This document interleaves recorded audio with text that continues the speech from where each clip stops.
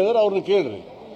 ನಾನು ಸೋಲಿಸಿರೋದು ಸತ್ಯ ಇದೆ, ಅದನ್ನ ಅವರೇ ಪತ್ರಿಕೆ ಒಳಗೆ ಕೊಟ್ಟಿರೋದು ಸತ್ಯ ಐತೆ. ನಾನು ಗೆದ್ದಿದ್ದೆ BJP JDS ನಿಂದ ಅಂತೇಳಿ ಯಾರ ಹತ್ರ ಹೋಗಿ ಆಶೀರ್ವಾದ ತಗೊಂಡು ಗೊತ್ತಿದೆ, ಗೆದ್ದ ಮೇಲೆ ಎಲ್ಲೋ ಹೋಗಿದ್ದು ಅಂತ ಗೊತ್ತಿದೆ ನಿಮಗೆ. ತಿರುಗಂಬರ್ಗ ಅನ್ನೋದು ಯಾಕೆ ಬಾಯ ಬಿಡಿಸಿ ಯಾಕೆ ಹೊಲಸು ಮಾಡ್ತೀರಾ? ಯಾವನ ಏನೋ ಹೇಳ್ತಾರೆ ಅಂತೇಳಿ ನಾನು ಯಾಕೆ ಕೂಗಾಡಕೋಣ? ನನಗೂ ಭಾಳ ಚೆನ್ನಾಗಿ ಮಾತಾಡೋಕ್ಕೆ ಬರಲ್ಲ ಅಂತಿಲ್ಲ, ಆದರೆ ಮಾತಾಡೋ ಟೈಮ್ ಅಲ್ಲ. ಅವರು ಮಾತಾಡಿದ್ದಿಲ್ಲ ಹಿಂದೆ 5 ವರ್ಷ, ನಾನು ಒಂದು 5 ವರ್ಷ ಸುಮ್ಕಿರೋ 4 ವರ್ಷ ಎಂದಾರ ಮಾತಾಡಿದ್ರೆ ಡಿಸ್ಟಿಕ್ ಬಂದೇವು 4-5 ವರ್ಷದಿಂದ ಮಾತಾಡಿದ್ದೆ. ಈಗ ಮಾತಾಡ್ತಾನೆ, ಅಧಿಕಾರ ಐತೆ, ಎಲ್ಲ ಬಂದಿದ್ದೆ ಮಾತಾಡ್ತಾನೆ. ಹಿಂದೆ ಯಾಕೆ ಮಾತಾಡಲಿಲ್ಲ ಅವನು? 5 ವರ್ಷ ಸುಮ್ಕಿದ್ನೇ ಇಲ್ಲ. ಹಂಗೆ ನಾನು ಬಾಲ ಮುಚ್ಕೊಂಡು ಇರ್ತೀನಿ 5 ವರ್ಷ. ಸರ್ ನಾಳೆ ಬಿಜೆಪಿ ಕಚೇರಿ ಮುತ್ತಿಗೆ ಹಾಕಿದ್ದಾರೆ ಸರ್ ಕಾಂಗ್ರೆಸ್ನವರು. ಅಂದರೆ ಇದು ಭದ್ರನಾಳದು ಬಿಜೆಪಿ ಅವಧಿಯಲ್ಲಿ ಆಗಿರೋದು, ಅವರಿಂದನೇ ಇವತ್ತು ಈ ಪರಿಸ್ಥಿತಿ. ಇಲ್ಲ, ಅದು ತಪ್ಪು ಅಭಿಪ್ರಾಯ.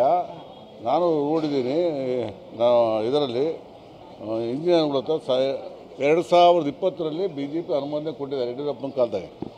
2022ರಲ್ಲಿ ಇವರು DPR ಮಾಡಿ ಕೊಟ್ಟಿದ್ದಾರೆ, ಯಾರು ಬಸವರಾಜ ಬೊಮ್ಮಾಯಿಯವ್ರ ಕಾಲದಲ್ಲಿ. ಆದ್ಮೇಲೆ ಅವಾಗಲೂ ನೀರಾವರಿ ಸಚಿವರು ಅವರೇ ಆಗಿದ್ದರು ಬಸವರಾಜ ಬೊಮ್ಮಾಯಿಯವರು. ಅವ್ರು ಕೊಟ್ಟಿರೋದು ನೀರಿಂದ ಅಥವಾ ನದಿಯಿಂದ ತಗೊಳ್ರಿ ಅಂತ ಕೊಟ್ಟಿದ್ದಾರೆ ಹೊರತು ಮೇಯ್ನ್ ಚಾನಲ್ ಶೀಲ್ಡ್ ಕೊಡ್ರಿ ಅಂತ ಎಲ್ಲೂ ಕೂಡ ಹೇಳಿಲ್ಲ.